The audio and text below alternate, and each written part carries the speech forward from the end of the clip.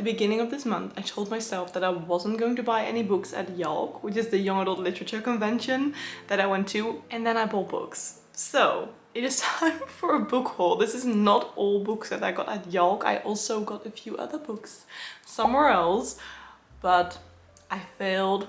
I broke my book buying ban like crazy. Let's take a look at the books that I recently acquired. Let's first start out with the books that I bought at YALC, because there was so many incredibly cheap books at YALC. Most of the paperbacks were like either 2 or 3 for £10, and normally one is like £8 or £9 if you buy it in a bookstore. So I thought I'm going to buy a couple. First off, I bought book 2 and 3 in the Poppy Wall trilogy because I've read the first one I think over a year ago already, and I just never continued with the rest of the series simply because I didn't have them.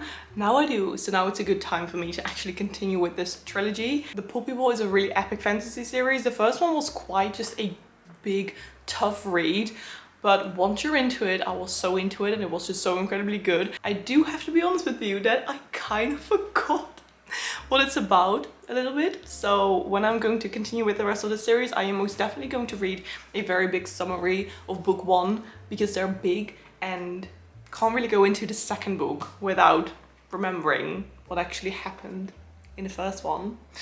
But that's just the way it is with books, and like reading many books, you just simply forget some things. The next book at YALC is Sally Rooney's Beautiful World, Where Are You? I'm very curious about reading more of Sally Rooney's books because I have read Normal People, which I enjoyed. I didn't love it, but I'm still kind of hoping that I will get more into her writing and into her books. So I saw this one and I thought, let's pick it up. So I will quickly read you from the back of it. It says, Alice, a novelist, meets Felix, who works in a warehouse, and asks him if he'd like to travel to Rome with her. In Dublin, her best friend Eileen is getting over a breakup and slips back into flirting with Simon, a man she has known since childhood. Alice, Felix, Eileen and Simon are still young, but life is catching up with them and they desire each other, they delude each other, and they worry about sex and friendship and the times they live in. Will they find a way to believe in a beautiful world? Ooh, this sounds very intriguing. I didn't even read the back of it, but I have to read this book for a collaboration that I'm doing in a couple of months, so I thought, I saw it there, very cheap, I got it. Then I got The Cruel Prince by Holly Black. It has been so long since I started or read a young adult fantasy book.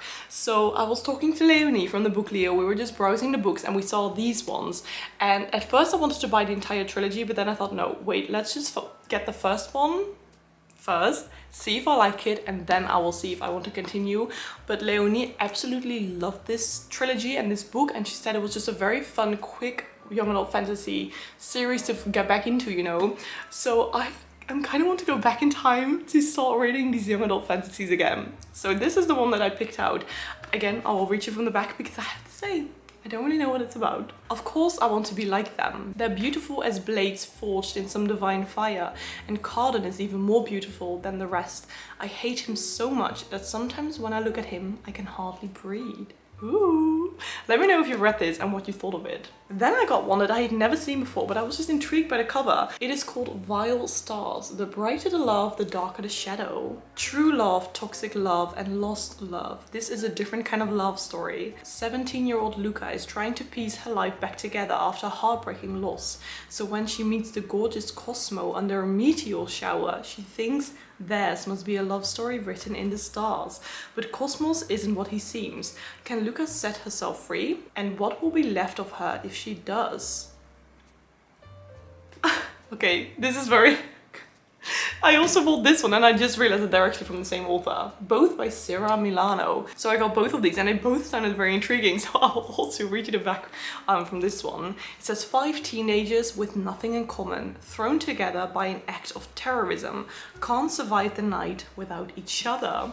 I'm intrigued by both of these synopsises. I have never heard or read any of these books before, also by this author, so let me know in the comments what you thought. And it's fun that I'm just going to be reading some young adult again, because I haven't read much young adult recently. Also, if I'm just like looking very gross and sweaty, it is incredibly hot. Yesterday, it was one of the hottest days we've ever had in the Netherlands, like ever. It was nearly 40 degrees Celsius. Today, it is cooling down a little bit, but it's still hot. So when I'm not filming, I have this thing Oh. And I just walk around the house with it because I don't have an AC. Okay, then I also got some more books in London. I got, let me see, just one more book in London. Namely, this one. I got this in an amazing bookstore called Word on the Water. It's a bookstore that's on a boat. It's very close to King's Cross and it was amazing. So if you're ever in London, definitely visit Word on the Water. Word on the Water, I believe, or Words on the Water, something like that. But this is The Inseparables, written by Simone de Beauvoir.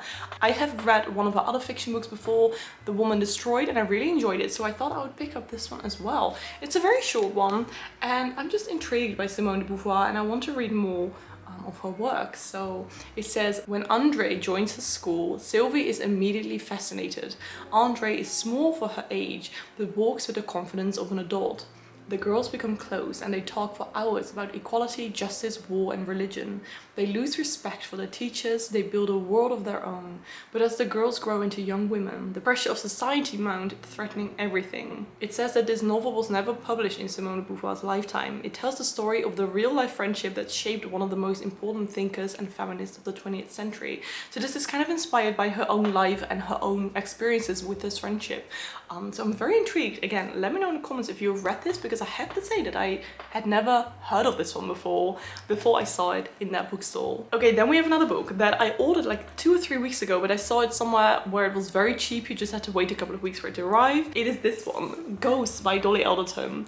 I recently read Everything I Know About Love by Dolly Alderton and absolutely loved it. So basically Dolly Alderton is this 30-something woman who lives in England, and she wrote this non-fiction book, Everything I Know About Love, which is basically all about her life being a 20-something woman with love and sex and friendship and work and money and, you know, just basically what it's like being a young woman living in this big city. And I felt very like I could relate to her so much in so many different aspects. Sometimes her life was a little bit crazy, like so much partying and drugs and stuff, and that is not really me. But on other like aspects in her life, I was like, whoa, I relate to you so much, and it felt very kind of comforting to read that.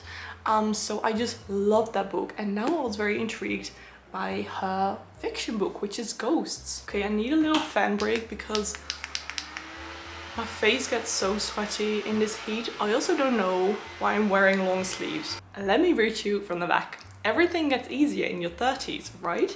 Though she has plenty to celebrate, a successful career as a food writer, new home, loving friends and family, for Nina Dean, her 30s have not exactly been the liberating, uncomplicated experience she was told. From fading friendships to exes popping the question, everyone is moving on, or worse, to the suburbs, and as her dad slowly loses his memories, her mum seems dead set on making new ones. Then she meets Max, who tells her on date 1 that he's going to marry her, but what seems like an exciting new development will ensure this year is Nina's strangest yet. Sounds interesting, sounds fun, and I'm curious what I will think of it. It says ghosts. Will Max ghost her? That is the question.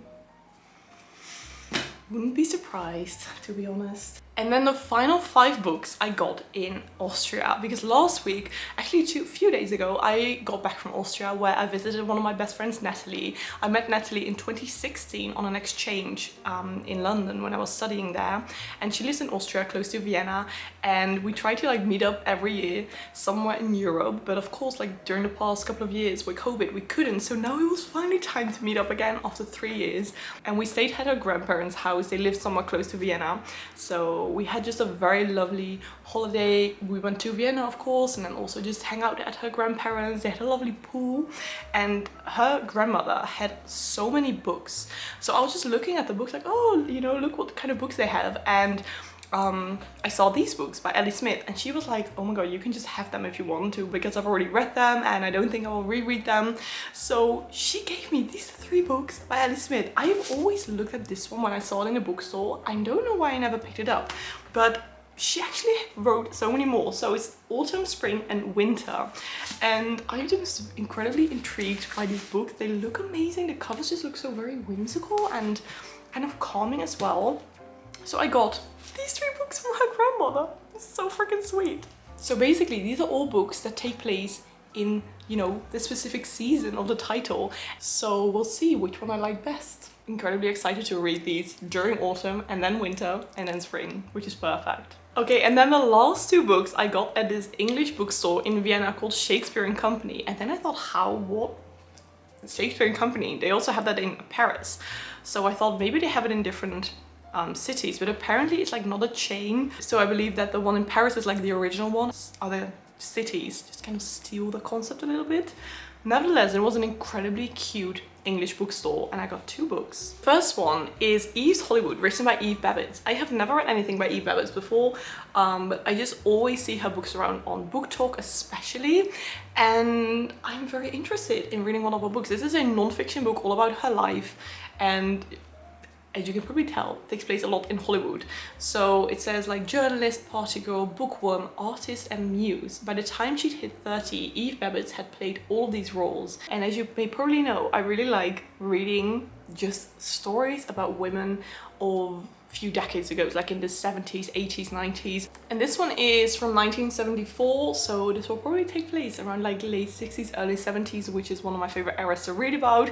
So I'm incredibly excited to read this and to just learn a bit about Eve Babbitts, because as I said before, I just don't really know much about her. And then the very last book I bought is Vona, written by Otessa Moshfegh, and she's the author of The Year of Rest and Relaxation, which I haven't read before, but I'm incredibly intrigued by her as a writer. I have heard some pretty messed up things about her book, just a bit disturbing, and maybe you have to be in like the right mindset or like the right mood to read these. Also with this one, apparently you should not read this book while you're eating. It says, in a village buffeted by natural disasters, a motherless shepherd boy finds himself part of a power struggle that puts the community's fate to a savage test, in a spellbinding novel that represents Otessa Moshfegh's most exciting leap yet. If you have read any more of her work, let me know which one is your favorite, because I'm just trying to read more new authors to me, because I've never read any of her work before. I also love her name, Otessa Moshfegh. I hope I'm pronouncing that right, I think so. But yeah, I saw it and I kept seeing this book everywhere in all bookstores, so I thought, I'm just going to pick it up. These were all of the books that I got in the past like 2-3 weeks. Now, again, going on a book buying ban. Let's see if I can do it. But sometimes it just feels good. You know, getting some new books and it's exciting. I'm just back in a very good reading mood. So yeah, this is what happened. Okay, thank you so much for watching. I hope you liked this video. Let me know which book I should start first. Don't forget to give it a thumbs up. And if you want to comment something but you don't know what to comment, comment a sheep emoji, because it's a sheep on the cover. Okay, again, thank you so much for watching. I hope you're having a beautiful day. I'm going to sit in front of my fan the entire day and basically not move. And I will see you in my next video. Bye!